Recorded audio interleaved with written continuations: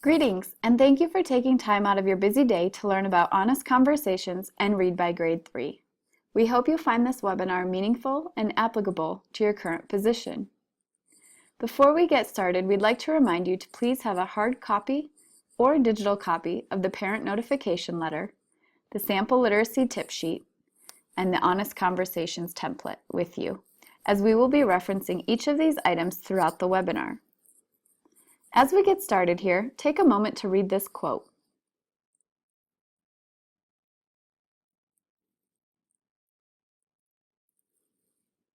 This quote was pulled from parent-teacher conferences, outdated or underutilized, a recent article in Educational Leadership. What comes to mind when you see this quote? Take a second to reflect on your own parent-teacher conferences.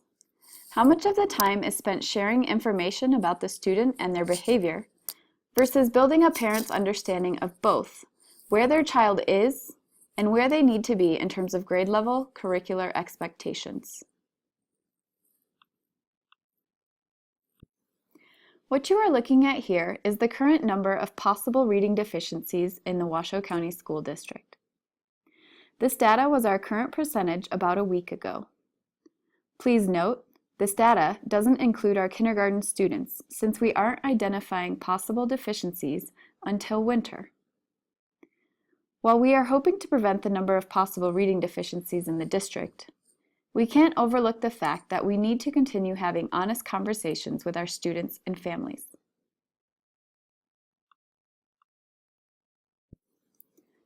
At any time during this webinar, please feel free to pause and reflect on the topics or information. If you are watching it with others, you may find it meaningful to stop and make connections to your specific site.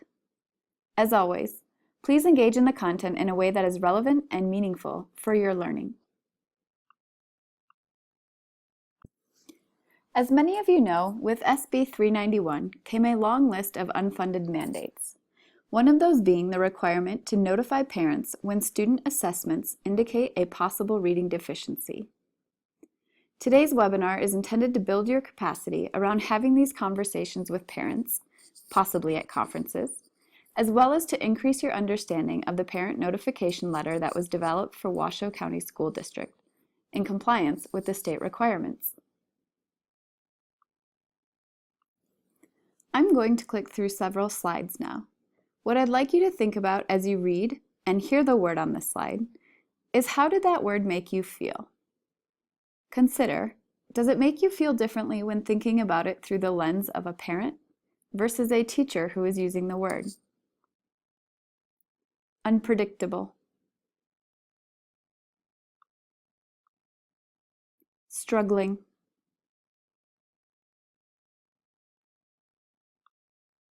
Deficient.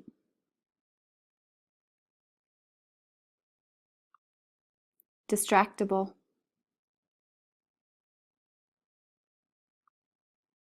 Can't.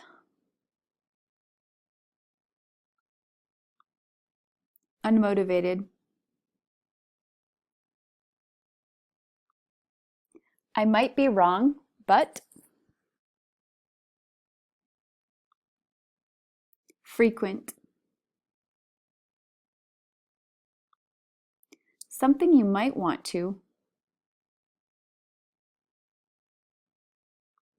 As Jennifer Abrams says, just as our body language can trigger a reaction, our own words can lead someone to perceive us as weak or strong.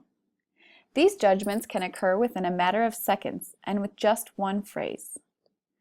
Some examples of weak language include kind of, I hate to bother you, you probably won't agree with me, but, I might be wrong, and parents have said. Do you hear how these words could lead one to perceive you as uncertain, timid, or as if you are providing an optional suggestion? On the contrary, examples of strong language include, I'm not asking you, I'm telling you. The facts show, this is a waste of my time. Anyone can see. If you or your child. These words and phrases could lead one to perceive you as harsh or intimidating, and may be more likely to increase an emotional response out of one.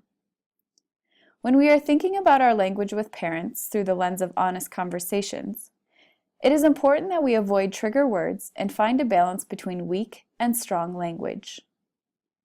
Oftentimes, we try the ready, aim, fire approach. This often causes the conversation to derail, leaving us miscommunicating what we intended to. In many situations, we leave it up to the listener to code or interpret what we are saying. For example, when we say, "One thing you might do," to some, that sounds like the action is optional. What we need to do is get clear, craft, and communicate. Think about the difference between "one thing you might do" versus "I suggest that." Do you hear the difference?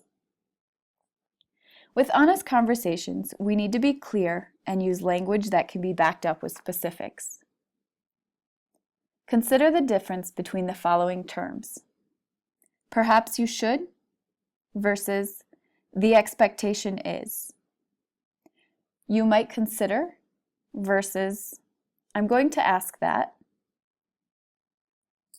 "I would encourage you to" versus "please begin to."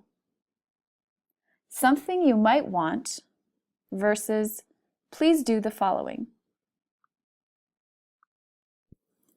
I'm going to provide a few scenarios for you. What I'd like you to think about in response to each scenario is, would you rather this or that, and why? Scenario 1. Your spouse received a speeding ticket on the way to work this morning. Would you rather them tell you or not, and why?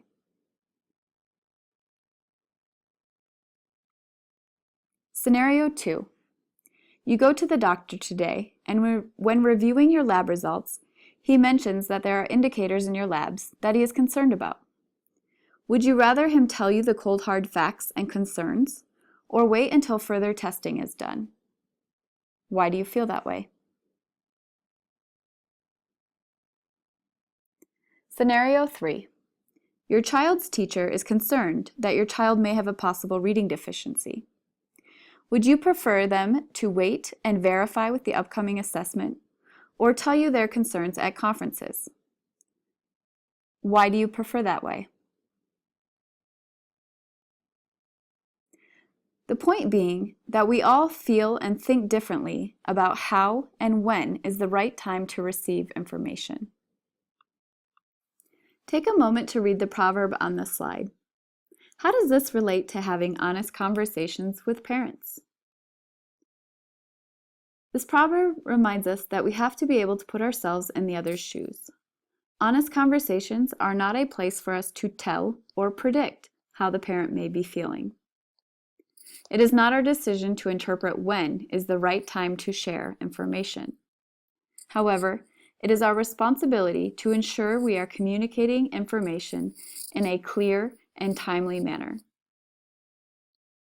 Per the law, it is our obligation and the requirement of SB 391 to communicate a possible reading deficiency with parents and families within 30 days of identifying the deficiency. Before moving on, it is essential that you have background knowledge and an understanding of what the parent notification letter looks like and says. At this time, please pull up or reference your copy of the parent notification letter. What you are looking at on this slide is the first section of the parent notification letter. Before reading, it is important that you understand this letter was written and modified several times to make sure it met the needs of Washoe County School District families and the specific requirements of the letter required by the state. Take a few moments now to read this portion of the letter.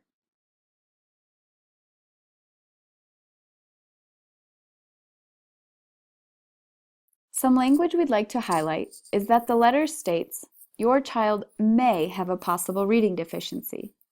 This was intentional, as we want families to know we are going to continue monitoring and supporting their child before stating that they do have a deficiency.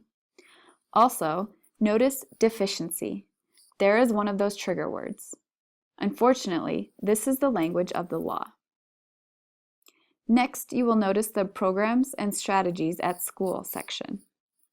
This was another requirement by the state. Language here that is important for you to be aware of is the term may. We understand that each site's program and supports look different. This is one of the elements within the reading plan that will be addressed based on your site's systems and structures. If you haven't seen the reading plans yet, please contact your learning strategist so that you can preview them. Here is the second portion of the letter. I'd like to highlight the use of your child's teacher and other school staff. This team will be established at your site. Once again, we know structures and teams look different from site to site. What is essential is that parents have the opportunity to review and approve the plan with you, the teacher. Many of you may be questioning, what does this mean? It means that once the plan is developed, which needs to occur within 30 days after sending the parent notification, the parent needs to be provided the opportunity to approve the plan. If you need further clarification on this, please check with your learning strategist or site administrator. The next section is a requirement by the state and one that we feel is valuable as well. You will notice the use of some programs and services. The term some is used as we know EL services and programs also may vary from site to site. This next section of the letter informs parents of some recommended action steps. Again, here you will see the use of the terms site services could. This does not mean that every site will have these resources available for students. However, they may. A talking point for families might be to share some of the options that your site does or will have. If at the time of your conferences you are unsure of the options available for the students, you could say something along the lines of, "When we finalize the plan with our site team, you will be notified of the format we feel will best support your child." As a site, you may want to come up with some services that are available, so that if questions arise, you can reference them appropriately and consistently. The bottom section provides families with some general strategies to support reading at home. You will also see links to the parent tip sheets here. This is an important section for you when thinking about honest conversations. We want to think about meaningful strategies and resources you can have in your toolkit to provide to families. The last section of the letter is where parents can jot down information they should ask for at parent conferences or in meetings with their child's teacher in order to understand where their child is and where we want them to be. For you as the teacher, you can see the importance of having student DRA and MAP scores readily available for parents at conferences. It is also highly encouraged that you be able to articulate what the student's score means and where we would like them to be come the next round of assessments. What we want you to take away from this section of the webinar is awareness of the notification families will be receiving if their child has indicators of a possible reading deficiency. An important next step for you and your site is to spend some time brainstorming additional questions parents may ask or resources you would like to have ready to share in preparation for conferences around Read by Grade 3. Additionally, we remind you that you don't have to know all the answers, but we do encourage you to find them for those who ask. Your administration and learning strategists are great people to start with. What you are looking at here is the link to the literacy tip sheets and videos for families. These are parent-friendly resources that were developed by Striving Readers and UNR Cooperative Extension.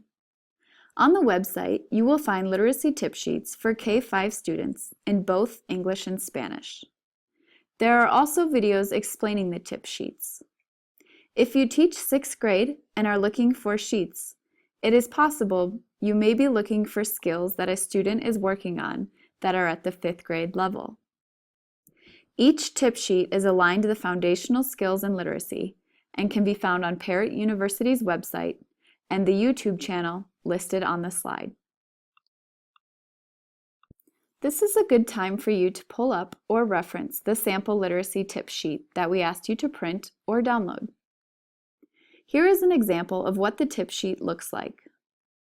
These are just a few of the pages within the 12-page document. As you can see, they are written in family-friendly language, provide lots of ideas and strategies, and everything you may need to complete the task is included in the document. The reason we are sharing this link with you is that later in the webinar, you will see how one of the suggestions for honest conversations is providing parents with 1 to 2 action steps and modeling them with families so that they can replicate the practice at home. These resources are a great tool to give your families. That being said, we want to remind you that there is a difference between handing parents a handout and modeling the resource and suggesting when and how to have their child engage in the activity. Equally as important as providing parents with some strategies for their toolbox is following up with the parents on how the work is going. You will see later that this is also an important piece of honest conversations. All right, now that you have an understanding of what communication parents will be receiving and some resources you might want to share with them, we can continue thinking about the actual conversations that you may be having with parents and families. As we begin planning and thinking carefully about our communication, it is essential that we keep these tips in mind. Set the tone and purpose. Some things to think about here is how you introduce and start your conversation. If it is a conversation where you aren't looking for input and feedback, then don't ask for it. Get to the point and name it professionally. Watch your trigger words here and your use of wake language. We don't want to soften the context of the conversation. Be clear and get to the point. When you think about naming it professionally, it is important to think about using family-friendly language. Limit your use of acronyms and buzzwords. Give specific examples. It is suggested that we only provide 1 or 2 vivid examples or strategies to work on. What is the most pressing area of need? After mastering that step, you can meet again to provide the next steps. Too much information leads us to question what we should do first. Describe the effect and impact. Provide an image for parents. What concerns might you have if the child doesn't progress? Likewise, what impact will mastery of this skill provide to future learning? Share your willingness and wish to resolve the issue. This is an opportunity for you to demonstrate credibility as a teacher. You've explained what you know about the student and what you are going to do to continue supporting them in the classroom. This is reaffirming for parents. Asking them to take part in their child's learning by providing strategies and modeling them also empowers the parent and enhances partnerships between home and school. I'd like you to now pull up or reference the Honest Conversations template that was included as an attachment to the emailed webinar. What you see on the slide is the beginning section of the document. Take a moment to skim and scan the document. This is an outline template for an honest conversation. This template will walk you through each of the elements we just discussed on the previous slide. These are elements we'd like to encourage you to think about when discussing parent notification and read by grade 3 with parents and families. At first, you are probably thinking this looks way too overwhelming and questioning who has time to do this for every child. But what we encourage you to do is take time to complete the script for at least one of your students in your classroom. After outlining the conversation, play it through with a coworker, teammate, or just process it in your mind. If you'd like, feel free to pause the webinar here to complete the scripting activity. After doing so, stop and think. How is this similar or different to the conversations I normally plan for with parents? Are there elements I like or think would be meaningful to include in my current conference structure? Then, think about it from the perception of a parent. How do you think they would feel after having this conversation? Or how would you feel after having the conversation with your own child's teacher? What we want you to think about is how to craft a conversation that is clear, limits opportunity for personal interpretations and trigger words, and provides families with an understanding about where their child is and where we want them to be. We don't want to communicate emergency, but urgency. This structure highlights what you, the teacher, is going to do to continue supporting the child, and what the parent can commit to doing at home with the child. Lastly, by setting a date and time to follow up with the parent, and doing so, we hold all parties accountable. It also confirms this truly is a partnership approach to doing what's best for their child.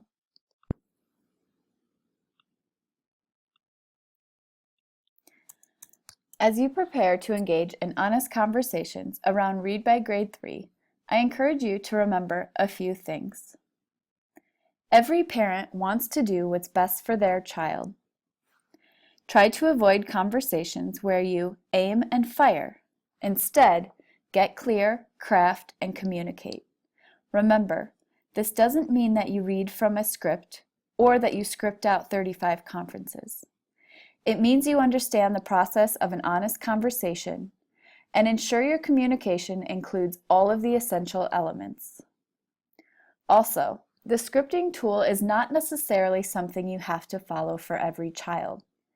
You may feel more confident having an outline of the elements you want to address and then morphing it into a structure that works for you. At the end of the day, we want you to think about including these elements in your honest conversations and presenting them in a way that feels best for you. When it comes to SB 391, there are a lot of requirements and layers to the unfunded mandate. If questions come up that you aren't prepared to answer, jot them down and ensure the parents that you will follow up with them. Then be sure to do so. Remember, rather than focusing on the possible deficiency aspects of SB 391, think about and be prepared to articulate what resources have been provided to your site to ensure you are continuing to meet the needs of each and every child. Examples include resources for Tier 1, Tier 2, and Tier 3 instruction, as well as increased professional learning for teachers around literacy instruction. Thank you for your time today. We hope you found this webinar meaningful. If you have any additional questions, please feel free to contact your site's learning strategist or Mandi VanDellen.